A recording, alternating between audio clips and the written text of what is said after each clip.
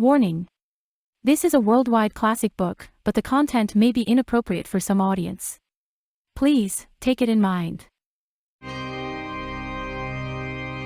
Premature Burial by Edgar Allan Poe.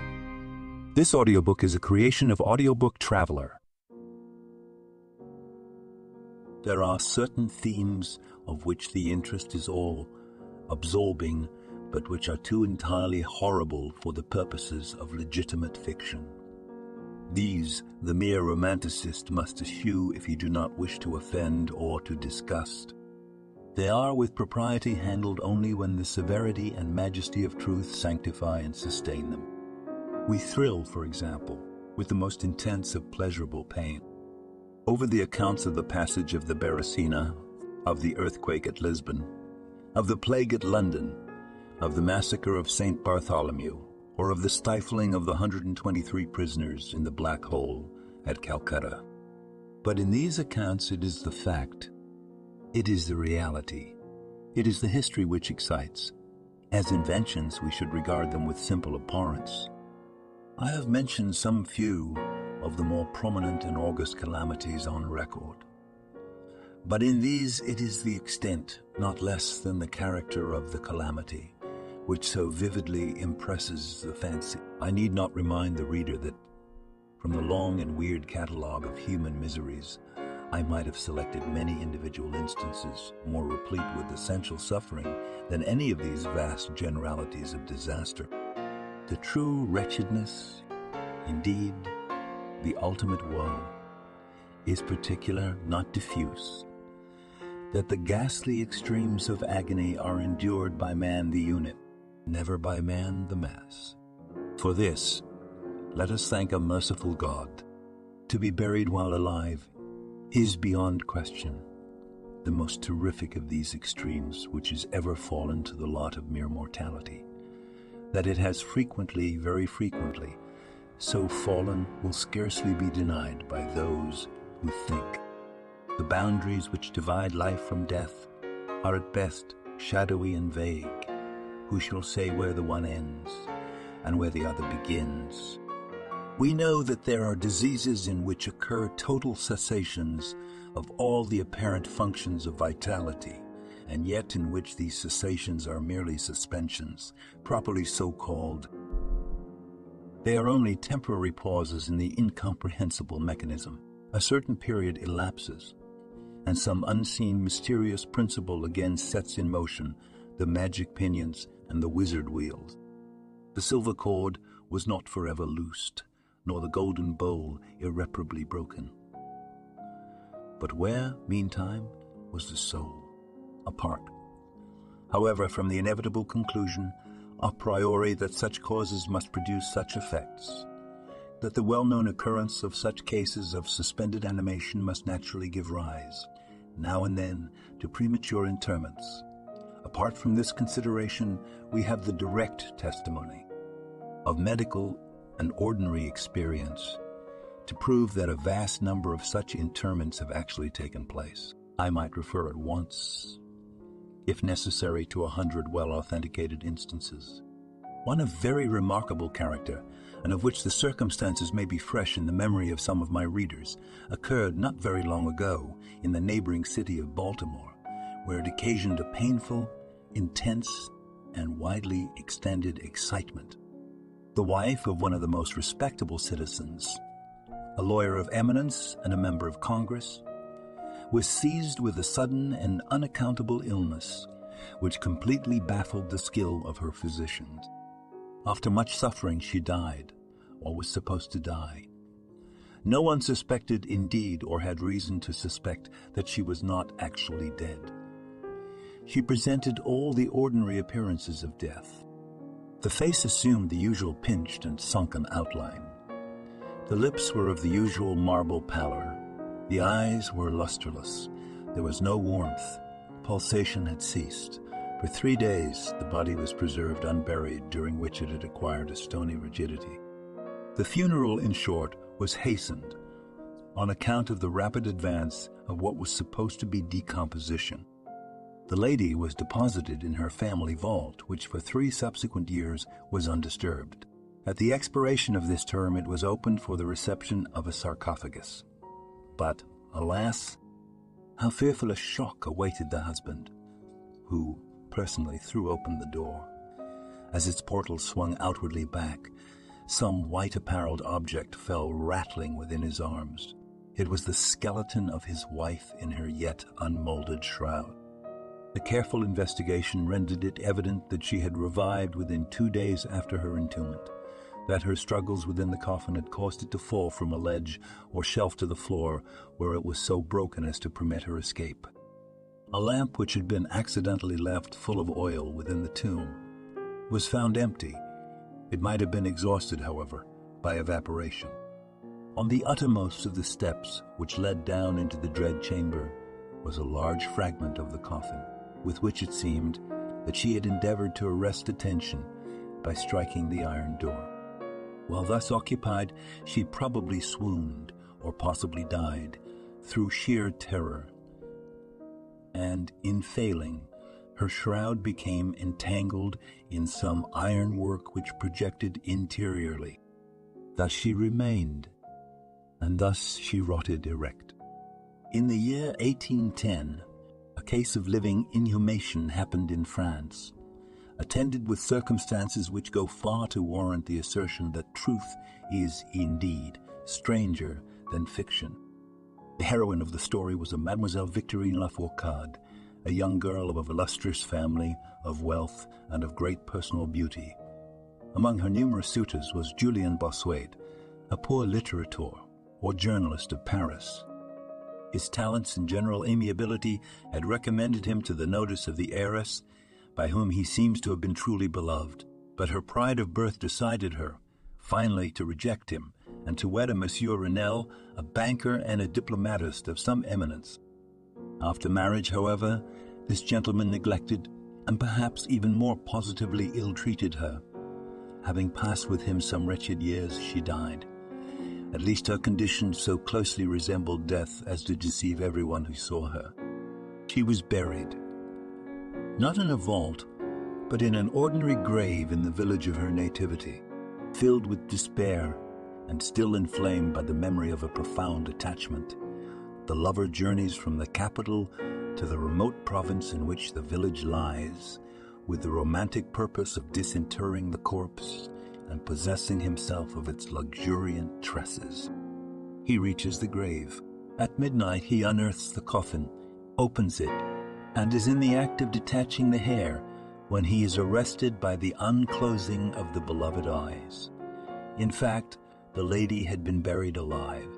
Vitality had not altogether departed, and she was aroused by the caresses of her lover from the lethargy which had been mistaken for death. He bore her frantically to his lodgings in the village. He employed certain powerful restoratives suggested by no little medical learning. In fine, she revived, as she recognized her preserver. She remained with him until, by slow degrees, she fully recovered her original health. Her woman's heart was not adamant, and this last lesson of love sufficed to soften it. She bestowed it upon Bossuet. She returned no more to her husband, but concealing from him her resurrection, fled with her lover to America. 20 years afterward, the two returned to France in the persuasion that time had so greatly altered the lady's appearance that her friends would be unable to recognize her. They were mistaken, however, for at the first meeting, Monsieur Renelle did actually recognize and make claim to his wife. This claim she resisted, and a judicial tribunal sustained her in her resistance, deciding that the peculiar circumstances with the long lapse of years had extinguished, not only equitably, but legally, the authority of the husband. The Chirurgical Journal of Leipzig, a periodical of high authority and merit, which some American bookseller would do well to translate and republish, records in a late number a very distressing event of the character in question. An officer of artillery, a man of gigantic stature and of robust health, being thrown from an unmanageable horse, received a very severe contusion upon the head, which rendered him insensible at once. The skull was slightly fractured, but no immediate danger was apprehended. Trepanning was accomplished successfully. He was bled, and many other of the ordinary means of relief were adopted. Gradually, however, he fell into a more and more hopeless state of stupor, and finally, it was thought that he died. The weather was warm, and he was buried with indecent haste in one of the public cemeteries. His funeral took place on Thursday. On the Sunday following, the grounds of the cemetery were, as usual, much thronged with visitors, and about noon an intense excitement was created by the declaration of a peasant that, while sitting upon the grave of the officer, he had distinctly felt a commotion of the earth, as if occasioned by someone struggling beneath. At first little attention was paid to the man's asseveration, but his evident terror and the dogged obstinacy with which he persisted in his story had at length their natural effect upon the crowd. Spades were hurriedly procured, and the grave, which was shamefully shallow, was in a few minutes so far thrown open that the head of its occupant appeared. He was then seemingly dead, but he sat nearly erect within his coffin, the lid of which, in his furious struggles, he had partially uplifted. He was forthwith conveyed to the nearest hospital, and there pronounced to be still living, although in an asphytic condition. After some hours he revived, recognized individuals of his acquaintance, and in broken sentences spoke of his agonies in the grave. From what he related, it was clear that he must have been conscious of life for more than an hour, while inhumed, before lapsing into insensibility. The grave was carelessly and loosely filled with an exceedingly porous soil, and thus some air was necessarily admitted. He heard the footsteps of the crowd overhead, and endeavored to make himself heard in turn. It was the tumult within the grounds of the cemetery, he said, which appeared to awaken him from a deep sleep. But no sooner was he awake than he became fully aware of the awful horrors of his position. This patient, it is recorded, was doing well and seemed to be in a fair way of ultimate recovery, but fell a victim to the quackeries of medical experiment. The galvanic battery was applied, and he suddenly expired in one of those ecstatic paroxysms which, occasionally, it superinduces. The mention of the galvanic battery nevertheless recalls to my memory a well-known and very extraordinary case in point, where its action proved the means of restoring to animation a young attorney of London who had been interred for 2 days. This occurred in 1831 and created, at the time, a very profound sensation wherever it was made the subject of converse. The patient, Mr. Edward Stapleton, had died apparently of typhus fever, accompanied with some anomalous symptoms which had excited the curiosity of his medical attendants. Upon his seeming decease, his friends were requested to sanction a post-mortem examination, but declined to permit it. As often happens when such refusals are made, the practitioners resolved to disinter the body and dissect it at leisure, in private. Arrangements were easily effected with some of the numerous corps of body snatchers with which London abounds, and upon the third night, after the funeral, the supposed corpse was unearthed from a grave 8 feet deep and deposited in the opening chamber of one of the private hospitals. An incision of some extent had been actually made in the abdomen, when the fresh and undecayed appearance of the subject suggested an application of the battery. One experiment succeeded another, and the customary effects supervened, with nothing to characterize them in any respect, except upon 1 or 2 occasions a more than ordinary degree of life-likeness in the convulsive action. It grew late. The day was about to dawn, and it was thought expedient, at length, to proceed at once to the dissection. A student, however, was especially desirous of testing a theory of his own, and insisted upon applying the battery to one of the pectoral muscles. A rough gash was made, and a wire hastily brought in contact, when the patient, with a hurried but quite unconvulsive movement, arose from the table, stepped into the middle of the floor, gazed about him uneasily for a few seconds, and then spoke. What he said was unintelligible, but words were uttered. The syllabification was distinct. Having spoken, he fell heavily to the floor. For some moments, all were paralyzed with awe. But the urgency of the case soon restored them their presence of mind. it was seen that Mr. Stapleton was alive, although in a swoon. Upon exhibition of ether, he revived and was rapidly restored to health and to the society of his friends, from whom, however, all knowledge of his resuscitation was withheld, until a relapse was no longer to be apprehended. Their wonder, their rapturous astonishment, may be conceived. The most thrilling peculiarity of this incident, nevertheless, is involved in what Mr. S. himself asserts. He declares that at no period was he altogether insensible, that dully and confusedly he was aware of everything which happened to him, from the moment in which he was pronounced dead by his physicians to that in which he fell swooning to the floor of the hospital.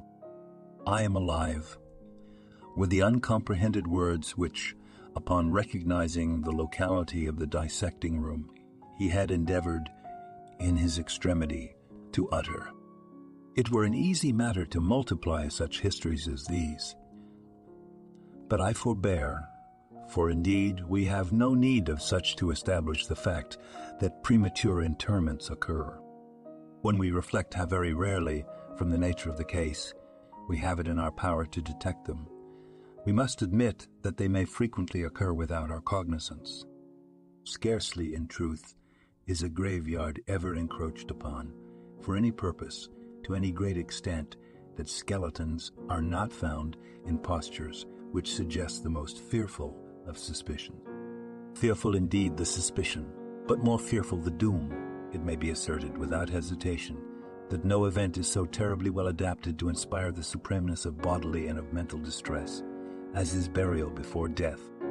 The unendurable oppression of the lungs, the stifling fumes from the damp earth, the clinging to the death garments, the rigid embrace of the narrow house, the blackness of the absolute night, the silence like a sea that overwhelms, the unseen but palpable presence of the conqueror worm.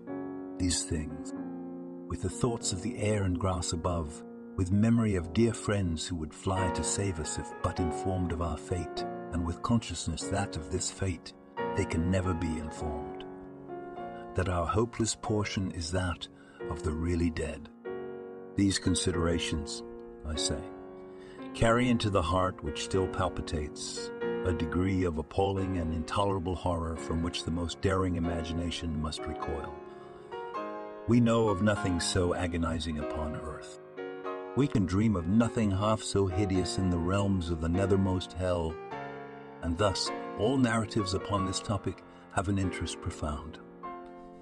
An interest, nevertheless, which, through the sacred awe of the topic itself, very properly and very peculiarly depends upon our conviction of the truth of the matter narrated. What I have now to tell is of my own actual knowledge, of my own positive and personal experience. For several years, I had been subject to attacks of the singular disorder which physicians have agreed to term catalepsy, in default of a more definitive title. Although both the immediate and the predisposing causes, and even the actual diagnosis of this disease are still mysterious, its obvious and apparent character is sufficiently well understood. Its variations seem to be chiefly of degree. Sometimes the patient lies for a day only, or even for a shorter period, in a species of exaggerated lethargy. He is senseless and externally motionless, but the pulsation of the heart is still faintly perceptible. Some traces of warmth remain. A slight color lingers within the center of the cheek, and upon application of a mirror to the lips, we can detect a torpid, unequal, and vacillating action of the lungs. Then again, the duration of the trance is for weeks, even for months, while the closest scrutiny and the most rigorous medical tests fail to establish any material distinction between the state of the sufferer and what we conceive of absolute death. Very usually he is saved from premature interment solely by the knowledge of his friends that he has been previously subject to catalepsy, by the consequent suspicion excited, and above all, by the non-appearance of decay. The advances of the malady are luckily gradual. The first manifestations, although marked, are unequivocal. The fits grow successively more and more distinctive and endure each for a longer term than the preceding. In this lies the principal security from inhumation, The unfortunate whose first attack should be of the extreme character which is occasionally seen would almost inevitably be consigned alive to the tomb. My own case differed in no important particular from those mentioned in medical books. Sometimes, without any apparent cause, I sank, little by little, into a condition of hemisyncope or half-swoon, and in this condition, without pain, without ability to stir, or, strictly speaking, to think, but with a dull, lethargic consciousness of life and of the presence of those who surrounded my bed, I remained until the crisis of the disease restored me suddenly to perfect sensation. At other times I was quickly and impetuously smitten. I grew sick and numb and chilly and dizzy, and so fell prostrate at once. Then for weeks all was void and black and silent, and nothing became the universe. Total annihilation could be no more. From these latter attacks I awoke, however, with a gradation slow in proportion to the suddenness of the seizure. Just as the day dawns to the friendless and houseless beggar who roams the streets throughout the long, desolate winter night, just so tardily, just so wearily, just so cheerily came back the light of the soul to me. Apart from the tendency to trance, however, my general health appeared to be good, nor could I perceive that it was at all affected by the one prevalent malady, unless indeed an idiosyncrasy in my ordinary sleep may be looked upon as superinduced. Upon awaking from slumber, I could never gain, at once, thorough possession of my senses, and always remained for many minutes in much bewilderment and perplexity. The mental faculties in general, but the memory in especial, being in a condition of absolute abeyance. In all that I endured, there was no physical suffering, but of moral distress and infinitude.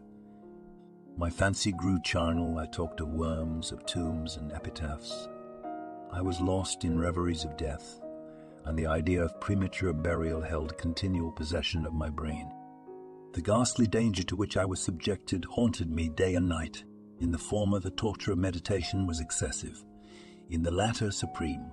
When the grim darkness overspread the earth, then, with every horror of thought, I shook as the quivering plumes upon the horse. When nature could endure wakefulness no longer, it was with a struggle that I consented to sleep, for I shuddered to reflect that, upon awaking, I might find myself the tenant of a grave. And when, finally, I sank into slumber, it was only to rush at once into a world of phantasms, above which, with vast sable overshadowing wing, hovered predominant the one sepulchral idea. From the innumerable images of gloom which thus oppressed me in dreams, I select for record but a solitary vision.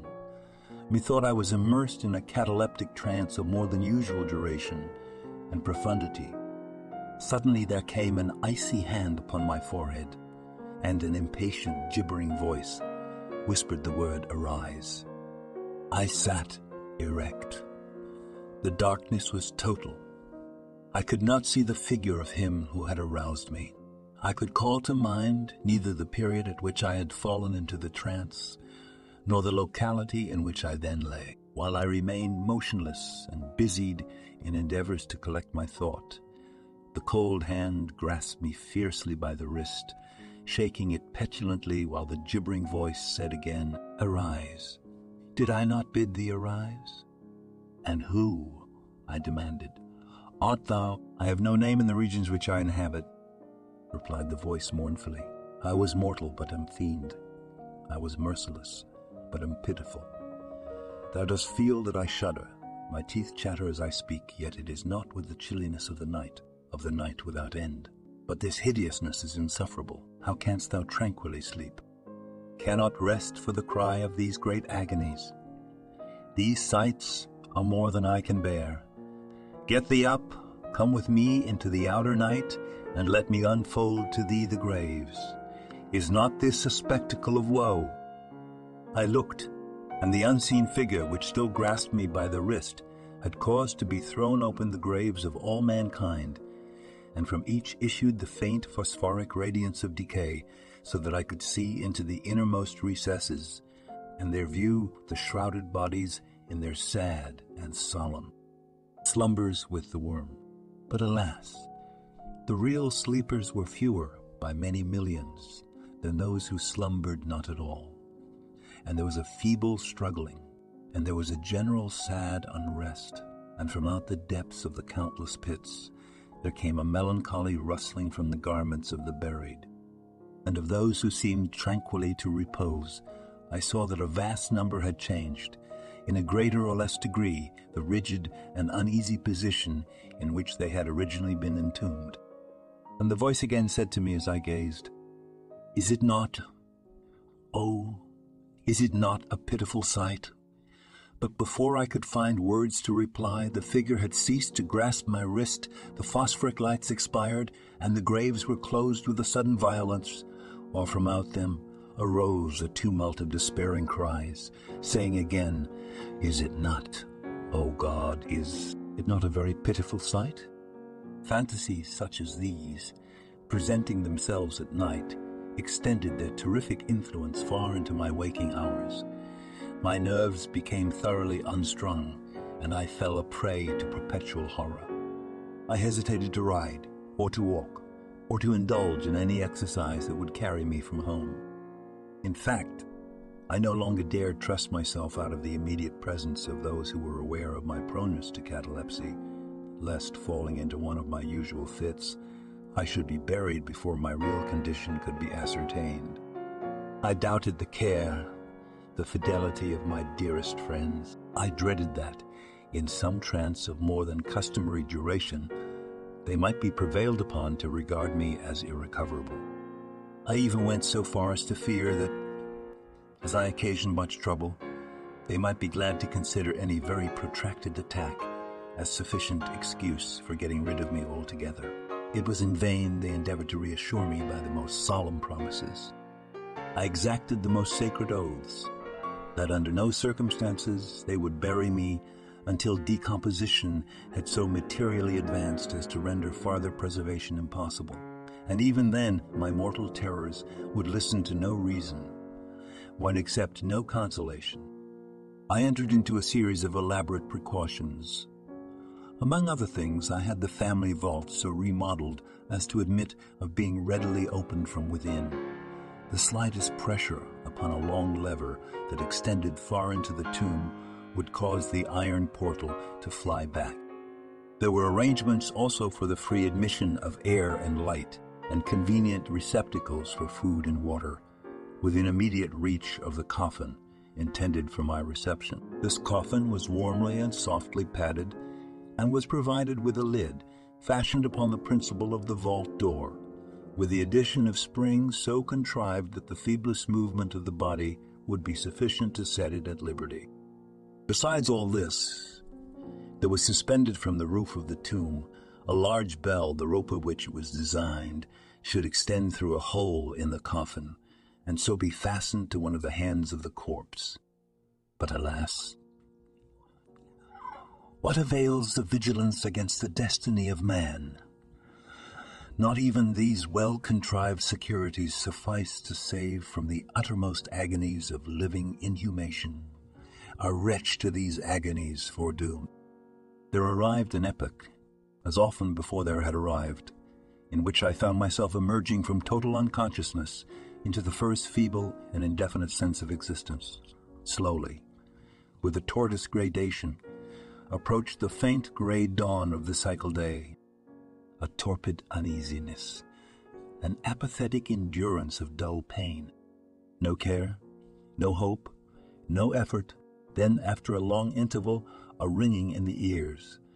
Then, after a lapse still longer, a prickling or tingling sensation in the extremities. Then a seemingly eternal period of pleasurable quiescence, during which the awakening feelings are struggling into thought. Then a brief re-sinking into non-entity. Then a sudden recovery. At length a slight quivering of an eyelid, and immediately thereupon an electric shock of a terror, deadly and indefinite, which sends the blood in torrents from the temples to the heart. And now the first positive effort to think, and now the first endeavor to remember, and now a partial and evanescent success, and now the memory has so far regained its dominion that, in some measure, I am cognizant of my state. I feel that I am not awaking from ordinary sleep. I recollect that I have been subject to catalepsy, and now at last, as if by the rush of an ocean, my shuddering spirit is overwhelmed by the one grim danger, by the one spectral and ever prevalent idea. For some minutes after this fancy possessed me, I remained without motion. And why? I could not summon courage to move. I dared not make the effort which was to satisfy me of my fate. And yet there was something at my heart which whispered me it was sure.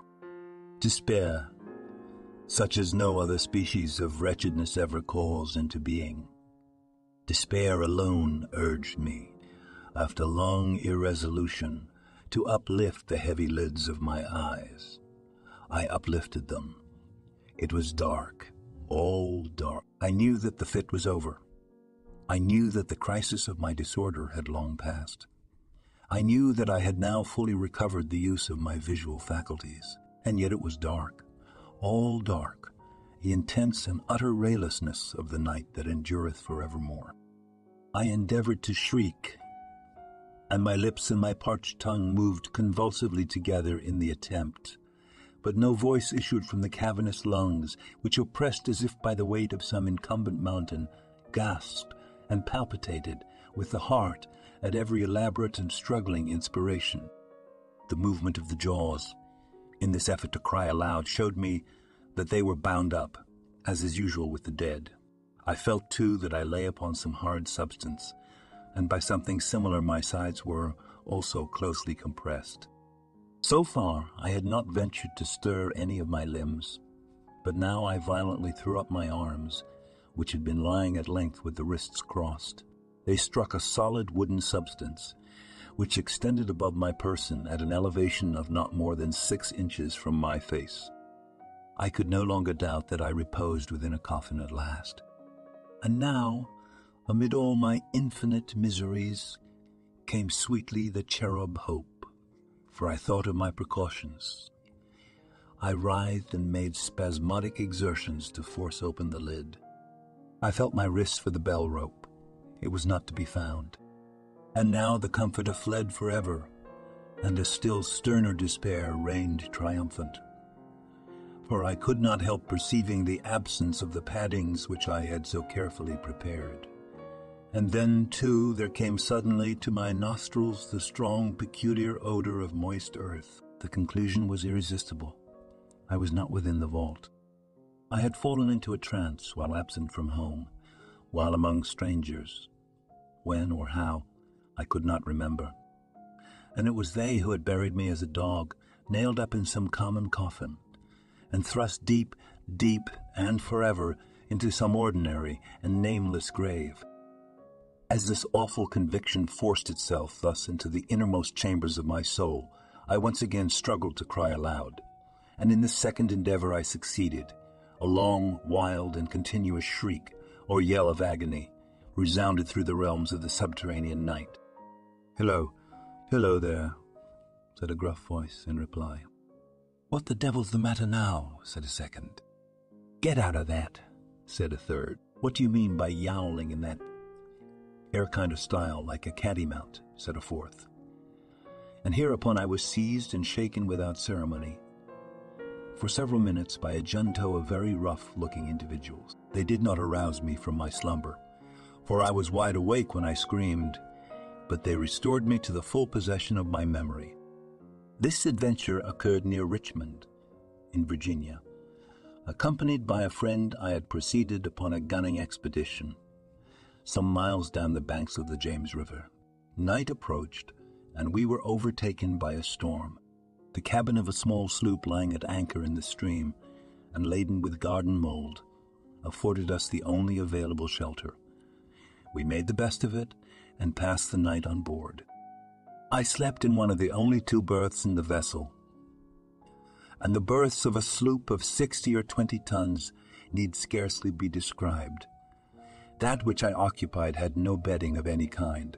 Its extreme width was 18 inches. The distance of its bottom from the deck overhead was precisely the same.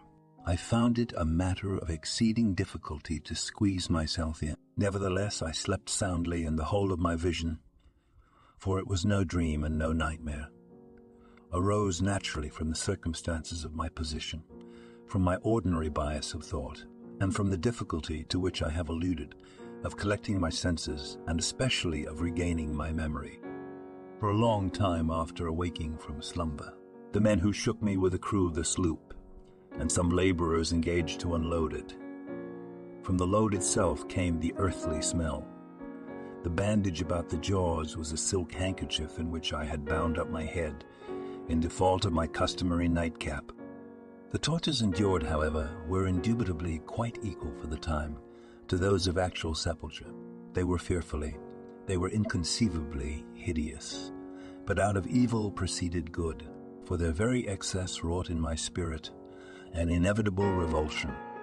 My soul acquired tone, acquired temper. I went abroad. I took vigorous exercise. I breathed the free air of heaven. I thought upon other subjects than death. I discarded my medical books. Buchan I burned. I read no night thoughts, no fustian about churchyards, no bugaboo tales such as this. In short, I became a new man and lived a man's life. From that memorable night, I dismissed forever my charnel apprehensions, and with them vanished the cataleptic disorder, of which perhaps they had been less the consequence than the cause. There are moments when, even to the sober eye of reason, the world of our sad humanity may assume the semblance of a hell. But the imagination of man is no Carathis to explore with impunity its every cavern. Alas, the grim legion of sepulchral terrors cannot be regarded as altogether fanciful. But, like the demons in whose company Afrasiab made his voyage down the Oxus, they must sleep, or they will devour us. They must be suffered to slumber, or we perish.